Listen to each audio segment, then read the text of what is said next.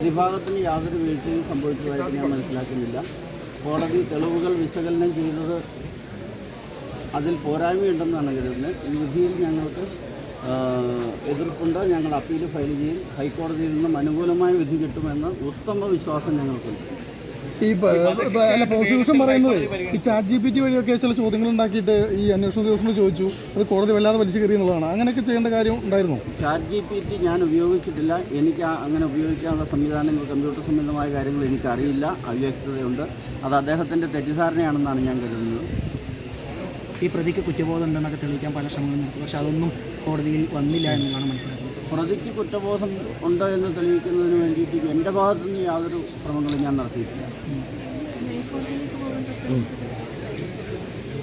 മേൽക്കോടതിയിൽ പോകാൻ പുതിയ തെളിവുകളുടെ ആവശ്യമില്ല.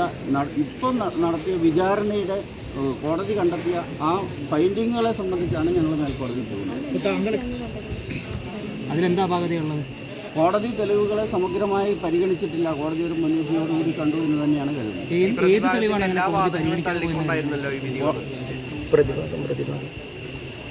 കോടതി പരിഗണിച്ച തെളിവുകൾ ആഴത്തിലുള്ള യാതൊരു പരിശോധനയും തെളിവുകളിലേക്ക് കോടതി കടന്നിട്ടില്ല. വിചാരണ സമയത്ത് ചൂണ്ടിക്കാട്ടിയിട്ടുണ്ട്. അത് ഞങ്ങൾ അപ്പീൽ കോടതിയെ ബോധിപ്പിക്കും, ഹൈക്കോടതിയെ ബോധിപ്പിക്കും. ഈ സമയത്ത് തെളിവുകളെല്ലാം പ്രതിക്കെതിരാണ്. ഒരു ശാസ്ത്രീയ തെളിവുകളും പ്രതിക്കെതിരായി വന്നിട്ടില്ല.